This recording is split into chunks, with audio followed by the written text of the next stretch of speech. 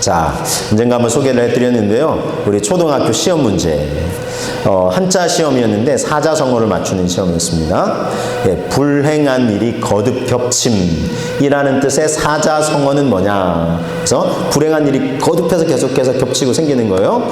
그래서 이제 설하고 두 번째 글 괄호가 있고, 그 다음에 가 있고, 마지막 글 또 괄호가 있습니다. 자, 이 답은 뭔지 여러분 혹시 생각이 나시나요? 이거는 이제 설상가상입니다.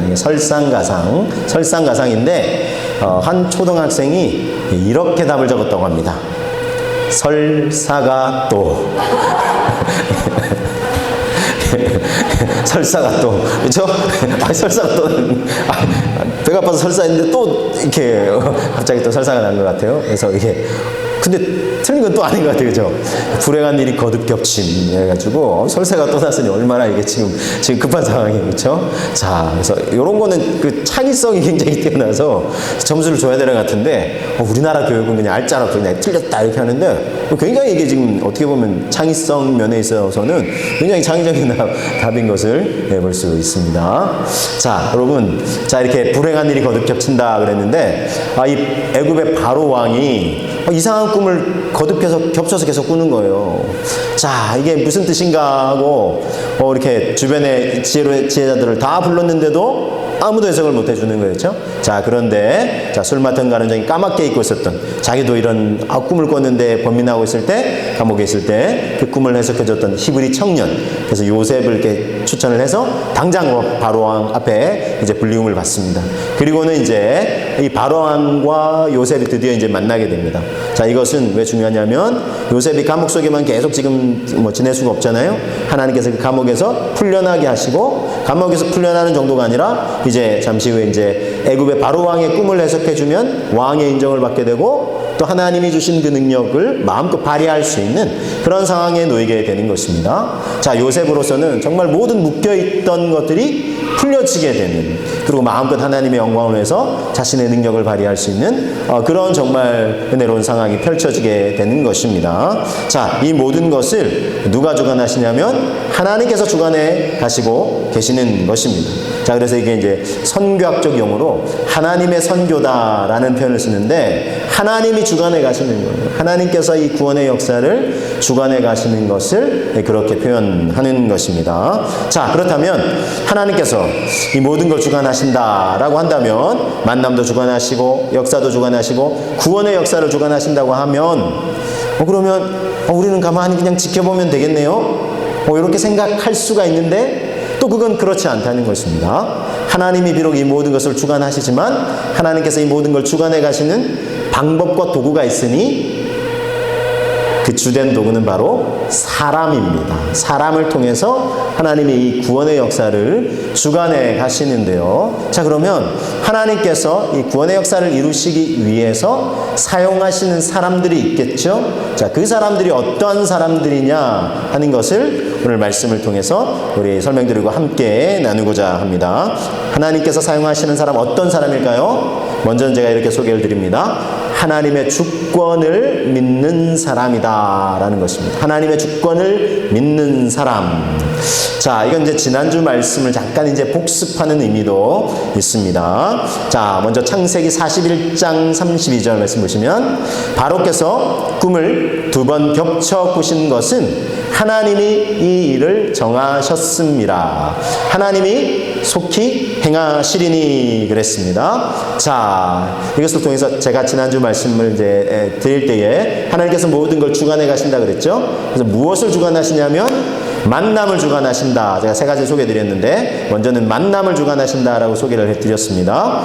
그리고 두 번째는 역사를 주관하신다라고 소개를 드렸죠. 인류의 역사를 주관해 가고 계세요. 하나님 무관심하신 것 같고 개입 안 하시는 것 같지만 역사를 주관해 가시고 계세요. 근데 이 역사는 구원의 역사라는 거예요. 그래서 인류를 구원, 죄와 사망의 권세에서 건져내시는 구원의 역사를 주관하시는 하나님이시라는 것입니다. 자, 그래서 이 애굽의 바로 왕이 꾼 것도 이 모든 것과 관련이 있습니다. 자, 7년의 대풍년이 있을 것인데 이어서 역대급 대흉년이 몰아닥칠 것이다. 이제 요셉이 이제 성령의 감동을 따라 이걸 해석해 주었죠. 그러면 이제 모든 사람들이 7년의 풍년의 때는 좋지만 흉년의 때는 다 이제 굶어 죽게 생겼는데 요셉의 지혜로움으로 그걸 이제 대비할 수 있도록 도움을 주었던 거죠. 자, 이 모든 것을 하나님께서 주관해 주시는데, 근데 이와 관련된 것을 바로 왕에게 이제 두 번 겹쳐 꿈을 꾸게 하셨다는 거예요. 그렇죠? 그래서 두 번이나 겹쳐 이걸 꿈을 꾸신 것은 하나님이 이 일을 정하셨습니다. 그리고 하나님이 이제 이 일을 속히 행하실 것입니다. 자, 요셉이 두 번이나 이 주어를 하나님이라고 사용하고 있어요. 하나님이 그렇게 두 번 겹쳐 꿈을 꾸게 하셨고, 이제 하나님께서 그 계획하신 것을 왕에게 보여주셨으니 하나님이 속히 행하실 것입니다. 그랬어요. 자, 이 표현에서 보듯 하나님의 주권, 하나님이 이 모든 걸 주관해 가신다는 거예요. 인류의 구원의 역사를 주관해 가신다라는 것입니다. 우리에게도 이렇게 하나님께서 이 인류의 구원의 역사를 주관해 가신다라는 하나님의 주권을 믿음으로 고백하실 수 있는 저와 여러분 되시기를 주님의 이름으로 축복합니다. 자, 이런 믿음의 고백이 우리에게 필요하겠고요. 자, 그래서 하나님의 주권을 믿는 사람을 하나님이 사용하시죠. 그리고 또 하나님이 그럼 어떤 사람을 사용하시느냐. 자, 두 번째 여러분에게 소개해 드린 것은 명철하고 지혜가 있는 사람을 하나님께서 사용하신다는 것입니다. 자, 우리 창세기 41장 33절 말씀부터 보시면 이제 바로께서는 명철하고 지혜 있는 사람을 택하여 애굽 땅을 다스리게 하시고, 자, 이렇게 요셉이 이제 권면하고 있죠. 명철하고 지혜 있는 사람을 택하셔서 이제 7년의 대풍년 뒤에 닥칠 7년의 대흉년을 대비하십시오. 이렇게 하는 거예요. 명철하고 지혜 있는 사람. 자, 그래서 어떻게 대비하냐면 34절에 보시면 바로께서는 또 이같이 행하사 나라 안에 감독관들을 두어 그 7해 풍년에 애굽 땅의 5분의 1을 세금으로 이제 거두어 드리고, 그리고 35절 그들로 장차 올 풍년의 모든 곡물을 거두고 그 곡물을 바로의 손에 돌려 양식을 위하여 각 성읍에 쌓아두게 하소서. 그리고 36절 이와 같이 그 곡물을 이 땅에 저장하여 애굽 땅에 임할 7해 흉년에 대비하시면 땅이 흉년으로 말미암아 망하지 아니할 것입니다. 그랬어요. 참 명철하고 지혜롭죠? 요셉이 명철하고 지혜 있는 사람을 택하셔서 이렇게 하시면 됩니다 했죠? 자, 이렇게 얘기까지 하니까 바로 왕이 옳았구나. 그 명철하고 지혜 있는 사람 바로 너다. 이렇게 이 표현을 해요. 38절을 보시면 41장 39절 요셉에게 이르되 하나님이 이 모든 것을 너에게 보이셨으니 너와 같이 명철하고 지혜 있는 자가 없도다. 그랬어요. 자, 애굽의 바로 왕이 요셉을 향해서 너와 같이 명철하고 지혜 있는 자가 없다. 하나님이 이 모든 일을 너에게 보여주신 건 아니냐. 바로 너다. 너가 적합자다. 너와 같이 명철하고 지혜 있는 자가 없다. 그랬습니다. 자, 여러분, 자, 사람이 보기에도 애굽의 바로왕 입장에서도 지금 나라의 흥망성쇠가 지금 달려 있잖아요. 그러면 이제 명철하고 지혜 있는 자를 택하여 세워야 하는 거는 당연지사죠. 근데 요셉도 그렇게 얘기를 했고, 애굽의 바로왕도 그건 알 거 아닙니까? 자, 그런데 그런 나라를 위해서 일할 명철하고 지혜 있는 자 바로 너다.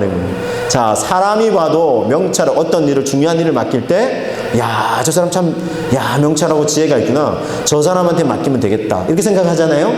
자, 사람도 그런데 하물며 하나님의 일을 행하실 때 어떤 사람을 주로 사용하시겠냐 하는 겁니다. 물론 하나님은 악인도 하나님의 도구로 사용하세요. 하나님의 이 주권을 제가 먼저 믿는 사람 소개해드렸죠. 하나님은 악인도 하나님의 도구로 때때로 다 이제 사용하시는데, 그러나 이제 그 속에서 사람들과 영혼들을 구원하는 주된 도구로 하나님은 참 명철하고 지혜 있는 사람을 택하여 사용하신다는 것입니다. 저와 여러분들이 이런 사람들이 되시면 좋겠어요. 자, 그러면 어떻게 하면 이렇게 명철하고 지혜 있는 사람이 돼서 좀 그래도 남은 인생이 하나님 앞에 좀 이렇게 드려지고 쓰임받는 인생이 될 수 있을까? 이걸 우리가 사모할 수 있어야 하겠는데, 자, 어떤 사람이 또 이 명철하고 지혜 있는 사람이 될 수 있느냐? 성경에서 이미 또 그 길도 알려주시고 계세요. 그래서 얼마나 감사한지 몰라요. 성경은 참 그 방법과 뭐 길까지 다 알려주시고 계세요. 잠언 9장 10절에 이렇게 말씀합니다. 여호와를 경외하는 것이 지혜의 근본이요 거룩하신 자를 아는 것이 명철이니라 그랬어요. 자, 여호와를 경외하는 것이 지혜의 근본이요 거룩하신 자를 아는 것이 명철이다 그랬죠. 자, 그래서 여러분 이 명철하고 지혜 있는 사람이 될 수 있는 길 소개해드립니다. 여호와를 알고 경외하는 사람. 자, 이렇게 정리해서 소개해드립니다. 여호와를 알고 경외하는 사람이 명철하고 지혜 있는 사람이 될 수 있다는 것입니다. 잠언 2장 5절 6절 말씀도 소개해드립니다. 여호와 경외하기를 깨달으며 하나님을 알게 되리니 대저 여호와는 지혜를 주시며 지식과 명철을 그 입에서 내심이며 이렇게 말씀하고 있습니다. 사실 이 앞절은 이제 지혜자 예수 그리스도를 알게 되면 여호와 경외하기를 깨달으면, 그러니까 지혜를 간절히 사모하고 구하면 그 지혜는 이제 예수 그리스도이신데 결국 이제 여호와 경외하기를 깨닫게 되면 하나님을 알게 되는 거예요.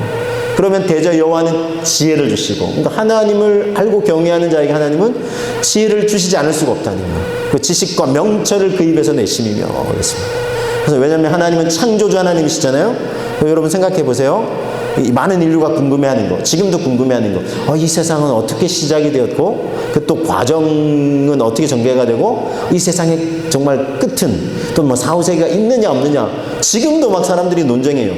그래서 뭐 닭이 먼저냐, 달걀이 먼저냐부터 해가지고 막 사람들이 지금부터. 근데 여러분, 이게 뭐 박사학위 몇 개 가진 사람도 명쾌하게 자기 지식만으로, 자기가 그동안 공부한 것만으로 이 답을 내지를 못해요.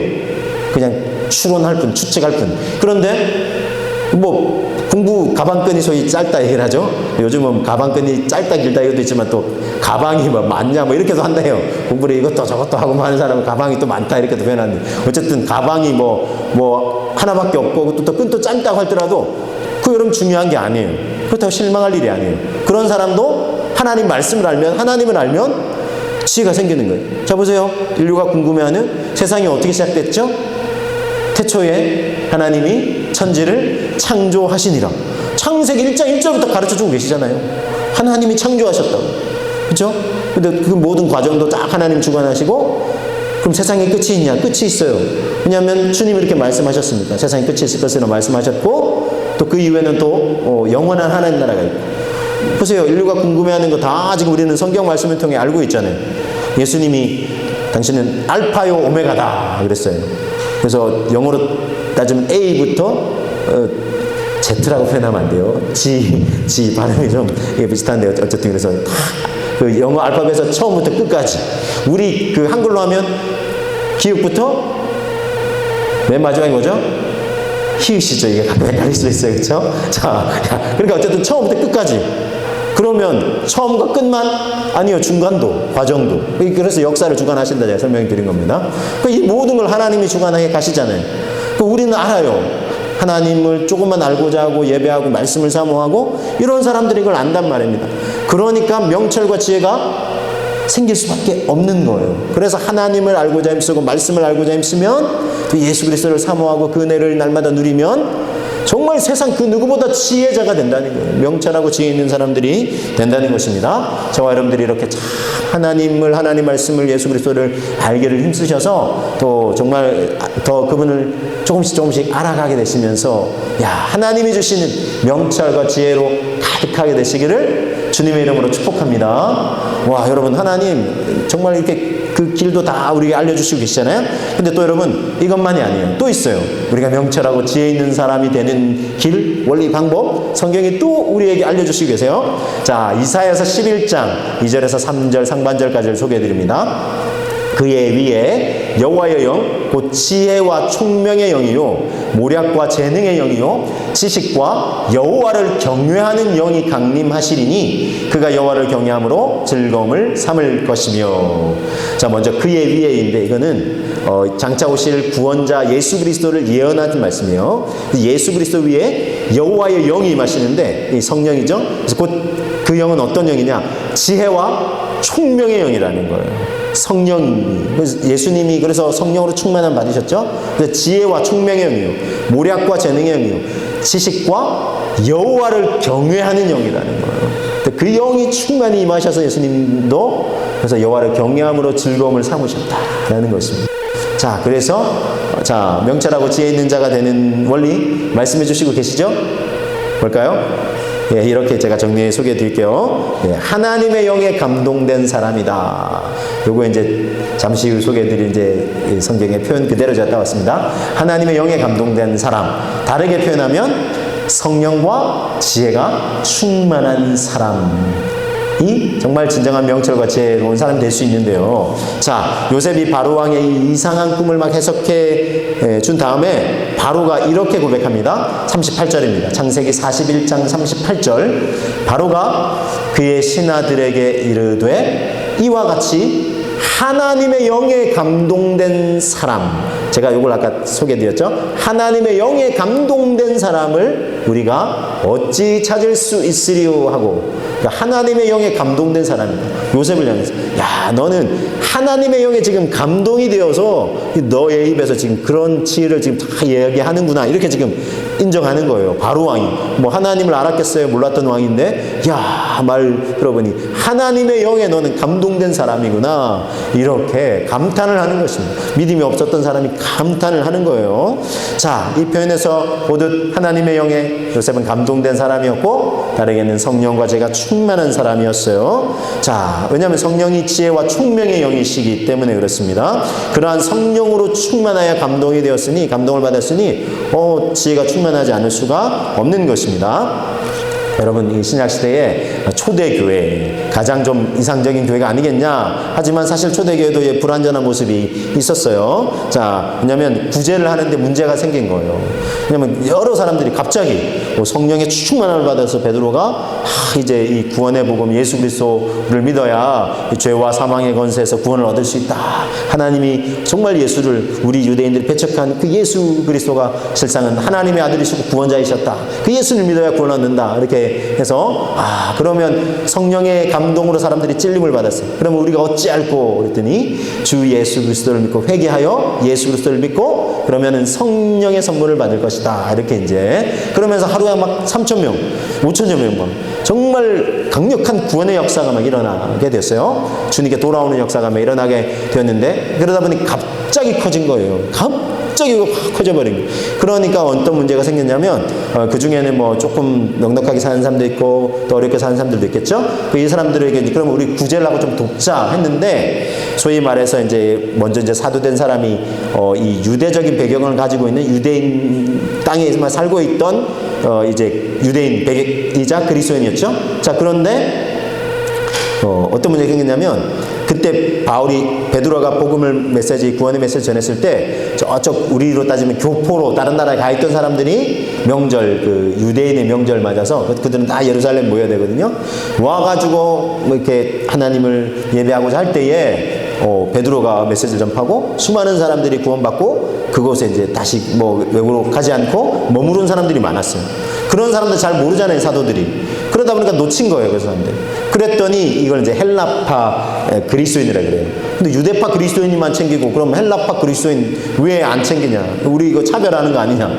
차별하려고 그런 게 아닌데 지금 너무 많은 사람들이 몰려서 그런 거니까요. 자, 그랬더니 이 사도들이 야, 안 되겠다 이거 우리가 지금 이런 일을 하다가는 이거는 정말 이런 일 저런 일도 다 놓치고 뭐 이거 안 되겠다 해가지고 대안을 찾은 것이 오늘 말씀 통해 소개해드립니다. 사도행전 6장 3절 4절. 네, 형제들아 너희 가운데서 성령과 지혜가 충만하여 칭찬받는 사람 7을 택하라. 우리가 이 일을 그들에게 맡기고 우리는 오로지 기도하는 일과 말씀 사역에 힘쓰리라.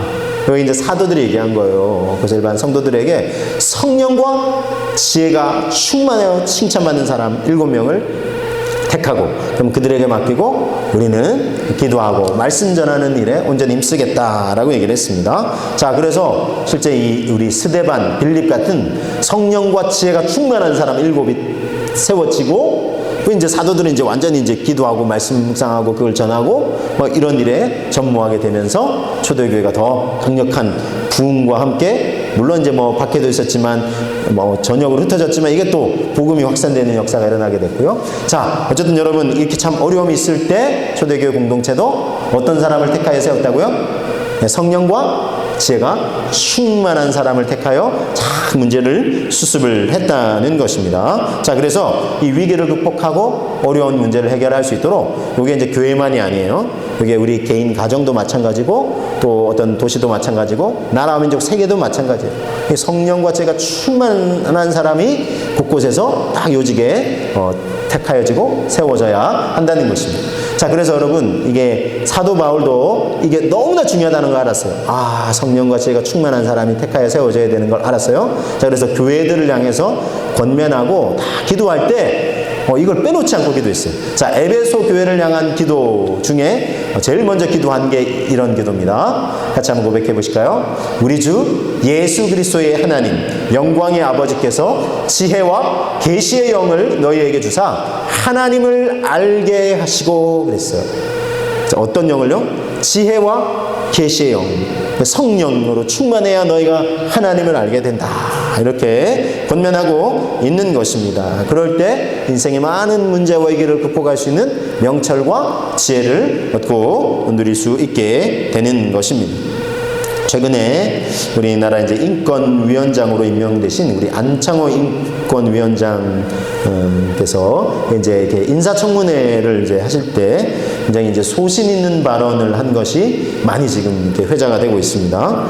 자신은 이분은 이제 크리스찬이시고 이제 교회 장로님으로 이제 섬기시는 분이신데, 이분이 이제 얘기하시기를 진화론은 과학적 근거가 없다 생각한다. 평소에도 이제 이런 지론이 있어서 이제 얘기를 한 게 이제 알려져가지고 막 인사청문을 하는데 막 이런 얘기를 하셨다면서요, 막 공격을 받고 했는데, 그리고 학교에서도 창조론도 같이 가르쳐야 된다, 뭐 이런 얘기해요.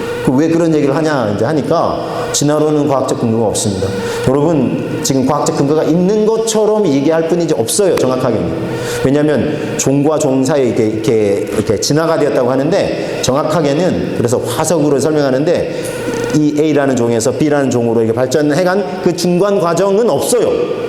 A라는 종의 화석과 B라는 종의 화석이 있고 아마 이게 진화가 돼서 발달이 돼서 이렇게 됐을 것이다. 그래서 아메바에서부터 이렇게 해서 추론을 할 뿐이에요. 그래서 여러분 진화론이에요. 하나의 이론이에요. 근데 이게 일반 학문에서 지금 이제 과학적 합리주의가 온 세계에 물들면서 일반 학문들도 다 하나님을 배제하고 하면서 이게 이제 진화론 같은 이제 하나님이 아닌 인본주의적인 이런 학문들이 이제 들어오게 된 거예요. 그래서 학교에서도 그걸 가르치고 있는 거예요. 그러니까 이분은 그거만 왜 진화론도 하나의 이론인데 그럼 창조론도 함께 가르쳐야 된다, 이 얘기를 한 거예요. 그러니까 계속 이제 공격을 받는 거죠. 그래서 창조론이 그럼 과학적 근거가 있느냐? 그랬더니 이분이 진화론도 과학적 근거가 없습니다, 딱 이렇게 소신껏 얘기를 하는 거예요. 그래서 어쨌든 두 개 함께 가르쳐야 된다. 그래서 사람들에게 이것도 있고 이것도 있고 그러면 선택할 수 있는 기회를 줘야 되지 않느냐라고 얘기를 하는 거예요. 이것만 얘기하신 것이 아니라 그 다음에 지금 차별금지법, 굉장히 우리나라에 지금 큰 이슈가 되고 있습니다. 그래서 차별금지법, 누구든 차별해서는 안 된다, 어떤 상황에서도 차별해서는 안 된다. 여러분 이 문장만 딱 들으시면 어떠세요? 자세히 내용을 모르면 그러면 차별금지법을 빨리 제정을 해야죠. 그렇죠? 그런 생각이 드시죠? 근데 여기에 함정이 있다는 거예요. 차별금지법이라는 이 문구가 너무 좋아요, 사실은. 그래서 이 내용을 잘 모르고 사람들이 차별해서는 안 되지, 장애인들도 그렇고, 그리고 소수의 사람들 막 다수만이 옳은 게 아니라 소수 의견 가진 사람들 다 존중해 줘야지, 그게 좋죠. 그러나 문제는 어디서 발생하냐면, 예를 들면 동성애자들, 그 다음에 트랜스전저, 원래 남성인데 여성으로 성을 바꾸고 여성인데 남성으로 성을 바꾸고 이런 사람들, 그 다음에 성을 이렇게 생물학적으로 안 바꿨는데도 몸이 남성인데 나는 여성인데 이렇게 막 억지 주장을 하는 사람들, 그 다음에 소아성애자들, 이런 걸 다 그냥 인정을 해줘야 되는 거예요. 왜냐하면 차별하면 안 되니까. 그래서 이게 차별금지법이 무섭다는 거죠. 문구는 너무 좋아요. 그래서 모르는 사람들은 차별금지법 빨리 만들어서 그럼 제정하고 통과시켜야죠 생각을 하지만 그 속에 들어있는 함정이다. 그래서 이 차별금지법이 만약에 제정이 되고 통과가 돼버리면 누구도 그 사람들이 틀렸다, 즉 우리가 이제 이 성경적 입장에서 이 동성애는 죄라고 명백히 말씀하고 계시는 동성애가 죄입니다 라고 얘기했다가는 잡혀가요. 고발을 해버리면. 그럼 잡혀가서 뭐 이렇게 구금을 좀 당한다든지 벌금을 내야 된다. 이런 세상이 돼버려요. 그래서 여러분 무섭다라는 것입니다. 그래서 여러분 중요한 것은 차별이 아니라 성경은 구별은 해야 돼요. 구별. 왜냐하면 여러분 그런 동성애자들이 화장실 복잡해. 남성 여성 화장실은 뭐 칸도 좀 좋고 그냥 아예 공용으로 합시다. 이 공원 이런 데 만드는 화장실은 다 공용으로 남녀가 한꺼번에 들어갑시다. 이렇게 해버리는 거예요. 근데 여러분 만약에 그렇게 주장해서 다수가 주장을 딱 해버리잖아요. 이거 안 된다고 말을 못해요. 그럼 여러분 그런 세상이 되는 거예요. 화장실이 어딨나 보니까 남녀 표시가 없나? 없어지는 거예요. 그냥 다 같이 들어가 버리는 거예요. 그럼 여성들 입장에 얼마나 불편하시겠어요? 이런 세상이 오는데 모르는 거예요. 학교에서도 선생님이 막 이렇게 동성애 이런 거 그거 틀렸어. 말 못해요. 고발당하면 꼼짝없이 이렇게 벌금을 문다든지 법에 저촉이 되니까 이렇게 돼버린 세상이 된다는 것입니다. 그래서 여러분 차별하는 것이 아니라 구별이 필요해요. 구별하는 거. 그게 지혜죠. 남성과 여성의 엄연히 다른 것입니다. 이것이 창조 질서입니다. 이번에 지난 주간에 우리나라 서울과 인천에서 국제 로잔 대회라는 게 열렸어요. 이게 뭐냐면 전 세계 이 복음주의자들, 예수 그리스도가 이 인류 역사를 주관하시고 구원하신다. 이 복음주의자들의 영적 리더들이 이게 한 15년에서 20년에 한 번씩 열리는 겁니다. 자, 그런데 그 15년 전에 열렸어요. 이번에 이제 우리나라에서 다시 열린 거예요. 그래서 이제 우리나라가 주관을 하고 주최를 했는데 서울과 인천에서 이제 열렸어요. 그래서 복음과 선교에 대한 중요한 결정들을 내리는 모임이에요. 그래서 지난 한 주간 대회가 열렸고 중요한 논의 사항들을 이제 서울이니까 중심 도시니까 서울 선언문이라고 이제 발표를 해요. 근데 이제 중간에 이제 발표를 하는데 이게 이제 조금 미리 알려져 가지고 몇 가지 막 논쟁이 막 확산이 된 문제가 있었어요. 그 중에 이제 한 가지가 이제 동성애와 관련된 부분에 이런 문장이 미리 이제 흘려져 가지고 사람들에게 막 문제 제기가 됐는데 이런 표현이 있었어요. 교회 내에서도 이성뿐 아니라 동성애에게 매력을 느끼는 사람들이 있는데 그들의 성향도 존중해 줘야 된다. 여러분 이 문장 들으면 어떠세요? 그러면 동성애를 합법화해 줘야 된다는 거 다를 바 없네 이렇게 생각하죠.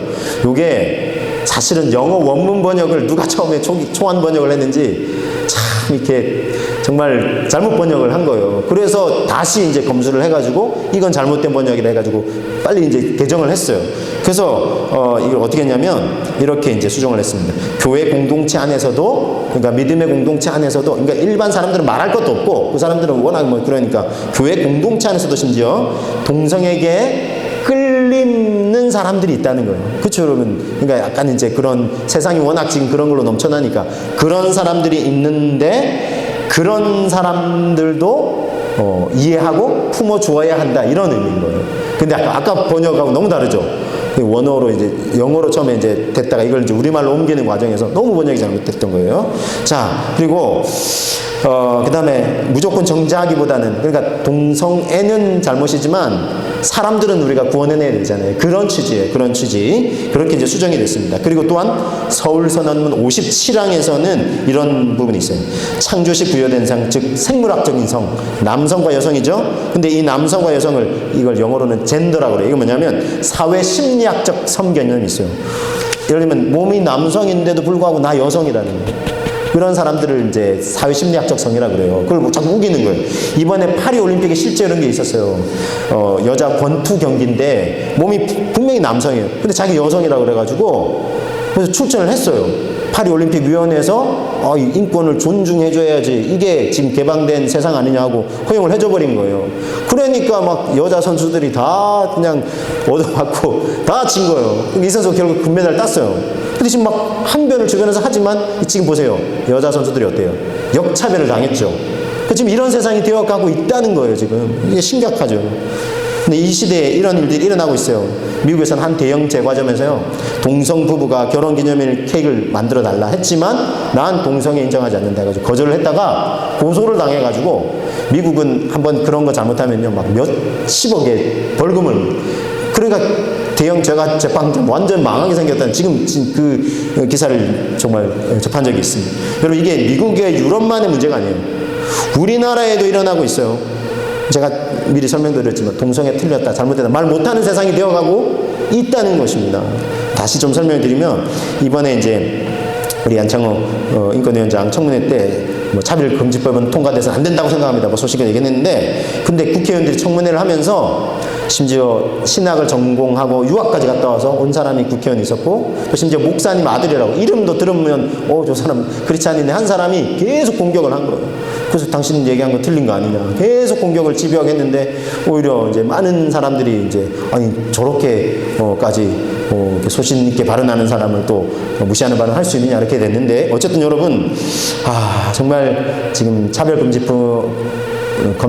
금지법이 통과되면 우리가 생각 못한 오히려 심각한 사회로 도래가 될 수 있다는, 그래서 제가 한번 다시 말씀드리고, 그래서 이런 세상, 그리고 이제 동성애자들이 의료보험법을 통과시켜달라, 10년간 통과가 안 됐대요. 근데 최근에 통과가 됐어요. 계속 두드리니까. 그러니까 이 광경을 보고 이건 아니지 않느냐 해서, 앞으로 다음 세대들은 제가 아까 말씀드렸듯이 화장실도 공용 화장실을 써야 되고, 이런 심각한 사태에 이르게 되는, 이건 아니다 해서 우리가 경종을 울려야 되지 않느냐 해서 그리스도인들이 지금 일어나고 있어요. 그래서 10월 27일 날 주일 오후 2시에 서울 광화문 광장에서 열립니다. 모처럼 대부분의 교단들이 힘을 합쳐서 같이 참여하기로 했어요. 저희 장로교 통합 측도 지난 주간에 총회가 열렸는데 거기서 함께 참여하기로 결의를 했습니다. 그래서 여러분 10월 27일, 물론 오후 2시라 좀 시간이 저는 아쉬워요. 비록 좀 참여하기 쉽지 않을지라도 온라인으로라도 유튜브라도 생중계를 한다, 이런 얘기를 또 합니다. 그래서 함께 마음과 뜻을 모을 수 있어야 하겠습니다. 여러분, 하나님의 영적으로 혼탁한 이 시대와 세대에 많은 사람을 구원하시려고 사용하시는 사람들은 어떤 사람들입니까? 오늘 말씀을 제가 정리해 드립니다. 하나님의 주권을 믿는 사람들, 그리고 명철하고 지혜가 있는 사람들이, 하나님을 알고 경외하는 사람들이고 성령과 지혜가 충만한 사람들입니다. 우리도 이런 사람들이 되기를 사모하고, 말씀을 통해 하나님을 더욱 알고 경외하고 성령으로 충만하기를 사모하여 성령님이 주시는 지혜를 얻어 문제를 만나 어려워하는 사람들을 돕고 섬기며 그들을 구원의 길로 안내하는 하나님의 사람들이 다 되시기를 주님의 이름으로 축복합니다.